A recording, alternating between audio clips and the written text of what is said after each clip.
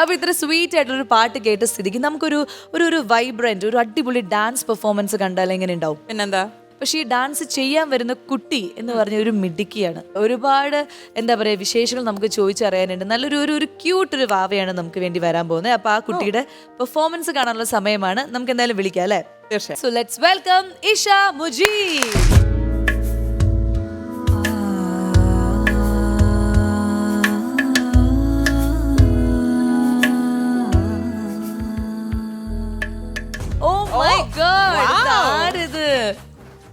അപ്പൊ എനിക്കൊരു ഹലോ കൊടുക്ക്. നമസ്കാരം. അപ്പൊ ഇഷ മുജീബിലേക്ക് സ്വാഗതം. അപ്പൊ ഞാൻ പോട്ടെ. ശ്വാസികയുടെ പണി മിക്കാറും കുട്ടി എടുക്കുന്ന തോന്നുന്നത്. അല്ല ഞാൻ ഒരു കാര്യം ചോദിക്കട്ടെ, ഈ ചേച്ചിനെ അറിയോ?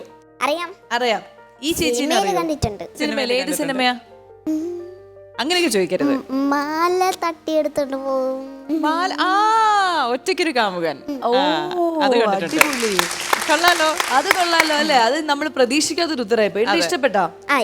ഇഷ്ടപ്പെട്ടു. ഈ ഇഷ മുജീബ് എന്നുള്ള വലിയ പേരൊന്നും നമുക്ക് വിളിക്കാൻ പറ്റൂല. ഇച്ചു.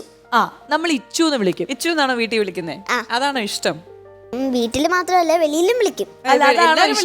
അതാണ് ഇഷ്ടം. അതാണ് ഇഷ്ടം. ഇച്ചു ആവാ. ഇച്ചു എത്രയിലെ പഠിക്കാൻ അത് പറയൂ. ഇച്ചു 2ാം ക്ലാസ്സിൽ. ഇച്ചു 2ാം ക്ലാസ്സിൽ പഠിക്കുന്നു. അല്ല പഠിച്ച് വലുതായിട്ട് ആരോ ഒരു വലിയൊരു ആളാവണം എന്നൊക്കെ ഞാൻ കേട്ടു. എന്താ ആഗ്രഹം? IPS police officer. അടിപൊളി. ഇപ്പൊ തന്നെ ഒരു സല്യൂട്ട് കൊടുത്തേക്കാം. അതെന്താ അങ്ങനെ ഇഷ്ടാവാൻ കാരണം? ഈ സിനിമകൾ കണ്ടിട്ടാണോ അതെയോ നേരിട്ട് ഏതെങ്കിലും പോലീസിനെ കണ്ടിട്ടാണോ? എങ്ങനെയാണ് അത് തോന്നിയത് മനസ്സിൽ? 2 കാര്യം ഉണ്ട്. ഏതൊക്കെയാണ് 2 കാര്യം? അത് പറ. സിനിമയിൽ കണ്ടിട്ടും പിന്നെ പോലീസ് നേരിട്ട് കണ്ടിട്ടും പിന്നെ ആരെങ്കിലും തെറ്റ് ചെയ്താ പിടിക്കണ്ടേ? പിടിച്ചിട്ട് എന്ത് ചെയ്യും? ഇടിക്കും. നല്ല ഇടി കൊടുക്കണം അല്ലേ? എന്നാലും എല്ലാരും ശരിയാവത്തുള്ളൂ അല്ലേ? പിന്നെ വേറെ എന്തെങ്കിലുമൊക്കെ ഇഷ്ടങ്ങളുണ്ടോ? എനിക്കൊരു ആഗ്രഹമുണ്ട്. പറഞ്ഞു. ആന്റിയും ചേച്ചി എന്റെ കൂടെ ഡാൻസ് കളിക്കാൻ പറ്റുമോ? ഇപ്പൊ ഞങ്ങൾ ചേച്ചി ക്ലാസിക്കൽ കളിച്ചാലും മതി. ആണോ? പക്ഷെ ഈ കുട്ടിയുടെ വേഷം കണ്ടിട്ട് എനിക്ക് തോന്നുന്നില്ല പറ്റില്ല. ഞാൻ ക്ലാസിക്കലും ഉണ്ട്. അങ്ങനെ നമ്മൾ ഏത് കളിക്കുന്നു ആ തളത്തിൽ പിടിക്കും. കുറച്ച് സ്റ്റെപ്പ് പഠിപ്പിച്ചു തരുമോ എനിക്ക്? എന്നാ ഞാൻ കളിക്കാം. അല്ലാതെ എനിക്ക് ഡാൻസ് അറിയത്തില്ല. പഠിപ്പിച്ചു തരാലോ. ഇച്ചു ഏത് സ്റ്റെപ്പ് കളിക്കുന്നു അത് നമ്മൾ അങ്ങ് ഫോളോ ചെയ്യാം. ഓക്കെ, നിങ്ങൾ രണ്ടുപേരും എന്റെ സൈഡിൽ നിൽക്കാം. ശരി. അപ്പൊ നമുക്കത് കളിക്കാം. അതിന് മുമ്പ് എനിക്ക് വേറെ വിഷയം ചോദിക്കാനുള്ളത് പറഞ്ഞാൽ അഭിനയിക്കാൻ ഭയങ്കര ഇഷ്ടമാണെന്ന് ഞാൻ അറിഞ്ഞു. അമ്മ എന്റെ പറഞ്ഞു. ആണോ? വലുതായിട്ട് ഒരു നടിയാവണം, ഒരു ആക്ട്രസ് ആവണമെന്ന് ആഗ്രഹം ഉണ്ടോ? ഉണ്ട്. ഇപ്പൊ ഇഷ്ടമുള്ള നടൻ ആരാ? വിജയ്, മമ്മൂട്ടി, മോഹൻലാൽ, ഇനിയും കൊറേ പേരുണ്ട്. ജയ്, പ്രഭുദേവ. നടിമാരിൽ ആരൊക്കെയാ ഇഷ്ടം? നയൻതാര. പൊളിച്ച്. പിന്നെ എനിക്ക് ബാക്കി ആരുടെയും പേരറിയില്ല. ബാക്കിയുള്ള പേരറിയില്ല. നയൻതാരയുടെ മാത്രം പേരറിയാം. നയൻതാര മതി നമുക്ക്. മതി. ഈ അച്ഛൻ ഒരു സിനിമയിൽ അഭിനയിച്ചു എന്ന് കേട്ടല്ലോ, അതേത് സിനിമയാണ്? ഏത് സിനിമ പേരെന്തോന്നു? നമുക്ക് അച്ഛന്റെ അടുത്ത് തന്നെ ചോദിക്കാം. നമസ്കാരം, രണ്ടുപേർക്കും റെഡ് കാർപ്പറ്റിലേക്ക് സ്വാഗതം. നമസ്കാരം. അപ്പോ അച്ഛൻ മുജീബ് അല്ലേ? എന്ത് ചെയ്യണു? ബിസിനസ് ആണ്. അതിന്റെ കൂടെ അഭിനയവും?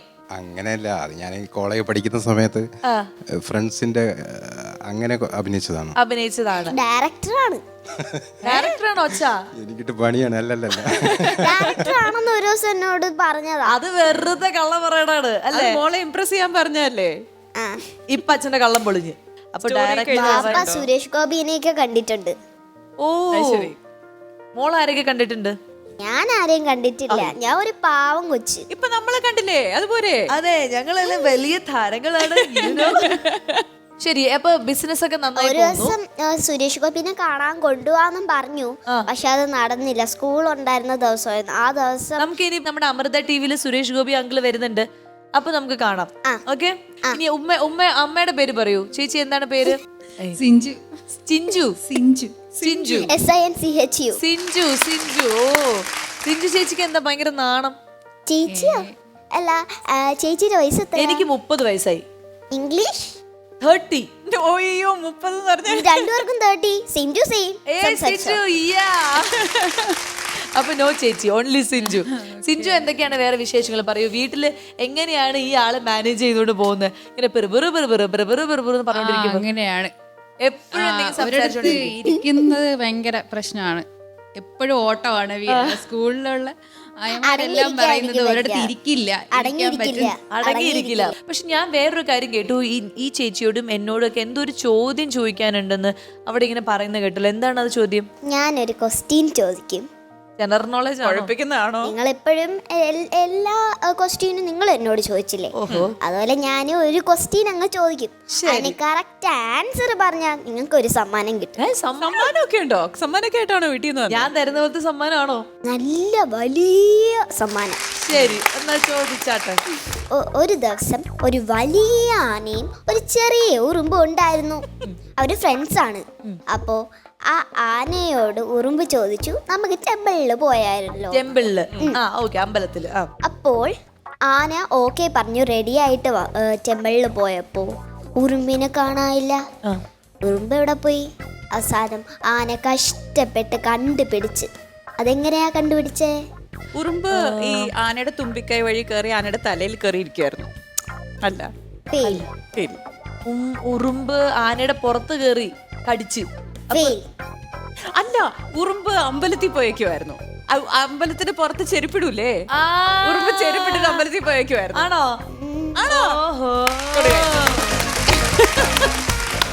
എടിപൊളി. ഈ ചോദ്യമൊക്കെ നേരത്തെ അറിയരുതല്ലേ? ഞാൻ പറയുന്നതിന് മുമ്പ് അഭിരാമി കയറി ആൻസർ പറഞ്ഞു. അപ്പൊ സമ്മാനം ആർക്കാ? എവിടെ സമ്മാനോട്? സമ്മാനം എന്റെ കയ്യിലില്ല. അതല്ല, ഈ പുറകിൽ എന്തോന്നാ ഇരിക്കണത്?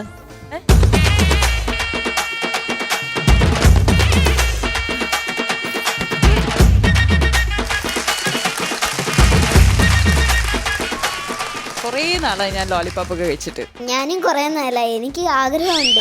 എന്നാ വെച്ചോ, കഴിച്ചോ. വേണ്ട, എടുത്തോ. കഴിച്ചോ?